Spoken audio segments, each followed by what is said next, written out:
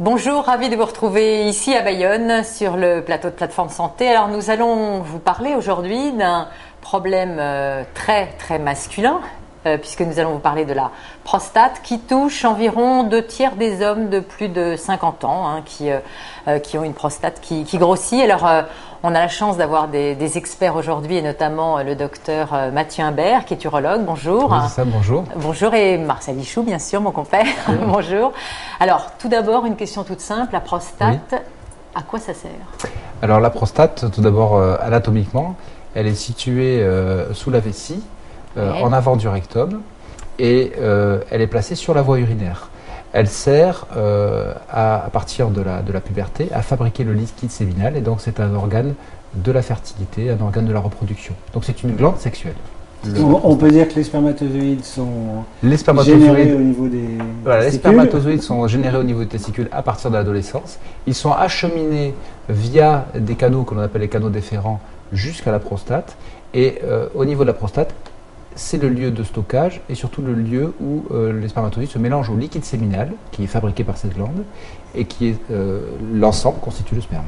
D'accord. Voilà. Donc, alors comme on est ici notamment nous pour parler beaucoup de prévention, et je crois que c'est important de faire de la prévention. On est là pour d'ailleurs dire à ces hommes de plus de 50 ans, mais peut-être pas forcément, ils peuvent peut-être démarrer avant. Oui. Qu'est-ce que c'est que ce grossissement inéluctable, je crois, de la prostate? Oui. Inéluctable. Exactement. On va dire inéluctable, ça fait c'est vrai que ça fait un peu. En fait, c'est une augmentation de volume qui est naturelle. Qui est l'évolution naturelle de la prostate. On la nomme, cette évolution en volume, on l'appelle l'hypertrophie bénigne de prostate. Et c'est très important de dire que c'est bénin. Et cette hypertrophie bénigne de prostate est commune à tous les hommes, mais va être très variable dans sa taille et dans sa rapidité d'installation. En fait, la prostate est stimulée toute notre vie par la testostérone pour son fonctionnement. Et cette prostate peut se développer, peut s'hypertrophier très tôt dans la vie, mais le phénomène peut avoir des retentissements urinaires globalement à partir de 50 ans. Pourquoi? Parce qu'en fait, la prostate gonflant, elle pousse sur la vessie. C'est un ensemble de phénomènes, dont un phénomène tout bêtement mécanique, c'est vrai. Mais il y a d'autres phénomènes, des phénomènes de congestion, des phénomènes d'inflammation qui sont d'ailleurs assez complexes, assez difficiles à comprendre. Mais globalement, effectivement, c'est l'association de problèmes mécaniques avec des problèmes d'inflammation, le tout aboutissant à un ralentissement de l'écoulement des urines de la vessie vers l'urètre. Alors là, on est déjà dans les soucis finalement, parce qu'en fait, c'est vrai que l'hypertrophie, elle est bénigne, vous nous dites. C'est exactement ça. Mais on peut avoir des soucis. Complètement. C'est-à-dire que la majorité des hommes porteurs d'une hypertrophie bénigne de prostate ne vont ressentir aucun trouble urinaire, mais certains vont avoir un retentissement urinaire, alors soit sous la forme d'un ralentissement du jet urinaire et donc une mauvaise vidange védicale, soit sous la forme d'irritation avec des levées nocturnes ou des envies fréquentes d'aller uriner ou des envies urgentes d'aller uriner. Donc une pathologie bénigne peut avoir des répercussions en effet sur la vie de tous les jours, de confort de vie, parfois au-delà. Heureusement, les gens sont de mieux en mieux renseignés et donc consultent quand même lorsque le jet urinaire s'amoindrit ou lorsqu'il y a des signes. Et donc effectivement, on a beaucoup moins des situations où la vessie est déjà très abîmée ou les reins aussi. On est dans une situation bien souvent de thérapeutique vraiment précoce en fait. D'accord. Alors justement cette prévention et même vous, docteur Ichou, vous avez vu des patients aussi avant même peut-être d'aller voir le spécialiste. Je crois qu'il faut faire déjà une ligne de démarcation entre cette hypertrophie bénigne de la prostate, et le cancer de la prostate. C'est un monde à part. C'est vraiment deux choses très distinctes. L'hypertrophie bénigne de prostate n'a rien à voir avec la cancérisation de la prostate et un homme porteur d'une hypertrophie bénigne de prostate n'a pas plus ou moins de risque de développer un cancer de prostate. Ça c'est important. C'est très important.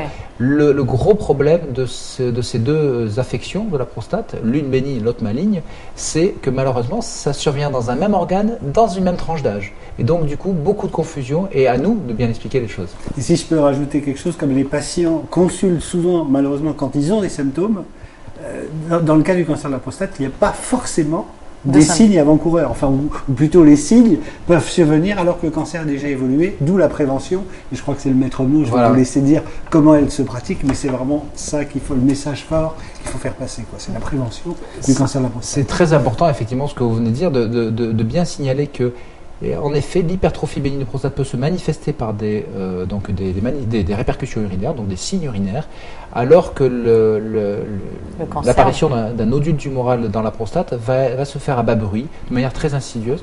Et donc, effectivement, les patients ont souvent tendance à résumer le problème en disant je n'ai pas d'ennui pour uriner, donc j'ai pas de problème de prostate. Pas de problème de prostate. Ouais. À l'inverse, j'ai des ennuis pour uriner, donc peut-être ai-je un problème au niveau de la prostate. Eh bien, il faut balayer tout souvent, ça. C'est des idées reçues. C'est des idées reçues. Oui, c'est-à-dire qu'on peut, bien souvent, même dans la très grande majorité des cas, les signes urinaires sont liés à l'hypertrophie bénigne de prostate. Et un homme en parfait état de santé, avec aucun signe urinaire, eh bien, doit normalement, en tout cas c'est les recommandations de l'Association française d'urologie depuis 2002, un homme à partir de 50 ans, nous le recommandons de faire un dépistage pour la recherche d'une forme, on l'espère, précoce du cancer de la prostate, c'est le but. Et comment fait-on? Eh bien, c'est assez simple. C'est une association d'un bilan, d'un dosage biologique, donc d'une prise de sang, et l'examen prostatique qui correspond au toucher rectal. Donc le toucher rectal, le patient est allongé à la salle de consultation et tout simplement on palpe la glande prostatique via le canal anal au niveau de la partie antérieure du rectum en fait. Donc on peut dire qu'à partir de 50 ans, on doit pratiquer ce dépistage. À partir de 50 ans, nous le recommandons. Donc c'est un dépistage individuel basé sur l'information et c'est extrêmement important, c'est-à-dire que le patient... Parce que c'est pas facile. Non, c'est pas facile. Et puis, quand on parle de toucher rectal, il y a des réticences. Premièrement, vous avez tout à fait raison. Il y a d'abord la réticence du toucher rectal, et puis ça c'est la première chose. Et puis surtout, il faut que le patient ait parfaitement conscience de, je dirais, la voie dans laquelle il va s'engager, parce que évidemment, encore une fois, un homme en parfait état de santé peut se retrouver du jour au lendemain avec une annonce de diagnostic de cancer de prostate. Et donc il faut à nous, donc médecins, que ce soit le médecin généraliste et le médecin spécialiste, en général donc l'urologue, d'informer le patient et de dire voilà, nous allons faire des tests, donc un test biologique, un examen clinique. Sachez que ce test peut amener d'autres examens. Par exemple, si le toucher rectal est anormal ou si le PSA est élevé, on ne va pas rentrer dans les détails. On peut continuer les examens. Et donc, se retrouver dans une situation où finalement un homme qui, par un souci de bonne santé, de dépistage va aller donc jusqu'au bout de ce dépistage et se retrouver effectivement avec un diagnostic de cancer de prostate alors qu'il ne se plaignait de rien. Ce que nous connaissons, nous les femmes, avec les seins, de façon beaucoup plus systématique. Voilà, c'est extrêmement important de dire ça, c'est qu'effectivement, c'est ça. Le cancer du sein, là en tout cas le dépistage du cancer du sein, c'est quelque chose d'officialisé et quelque chose qui est très... Oui, les femmes ont eu l'information, elles le savent, elles vont voir leur tous les ans. Là, mais c'est vrai que c'est exactement ça, c'est-à-dire qu'une femme en pleine santé peut avoir une tumeur mammaire et on fait un dépistage précoce, sauf dans ce cas précis, le dépistage est organisé, institutionnalisé. Dans le cancer de prostate, les choses sont encore...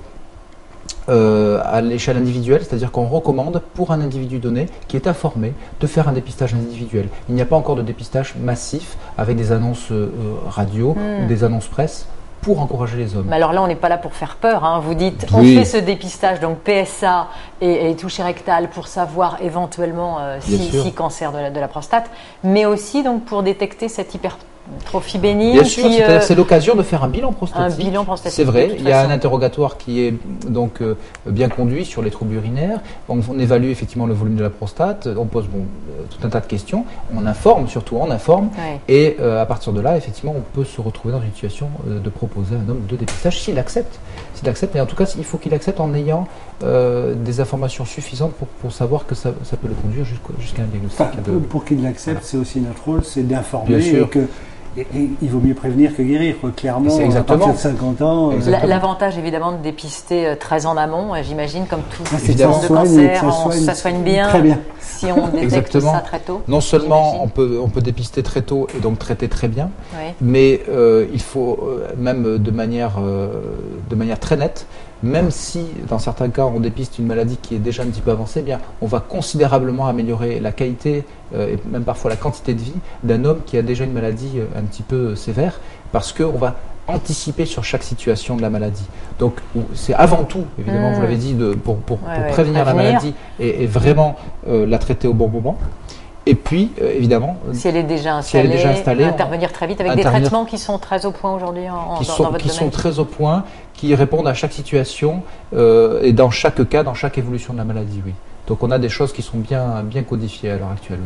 Oui. Une question pour les médecins. Est-ce qu'on peut se contenter du PSA Je sais bien que il faut faire le PSA et le toucher rectal, mais est-ce qu'on peut se contenter du PSA? Alors le PSA devient de plus en plus précis, il devient de plus en plus discriminant, c'est vrai, mais on sait que dans 10 à 15% des cas, un PSA dit normal, alors on va pas rentrer C'est la dans fameuse les... prise de sang qui C'est la fameuse permet de prise de sang, détecter d'accord. s'il y a une élévation anormale. Qui est plus Voilà. facile Le PSA, voilà, ouais, c'est une protéine qui est fabriquée par la prostate et que l'on peut retrouver dans le sang. Donc on s'en sert comme un marqueur, mais c'est un marqueur qui est donc spécifique d'un organe, mais pas d'une maladie.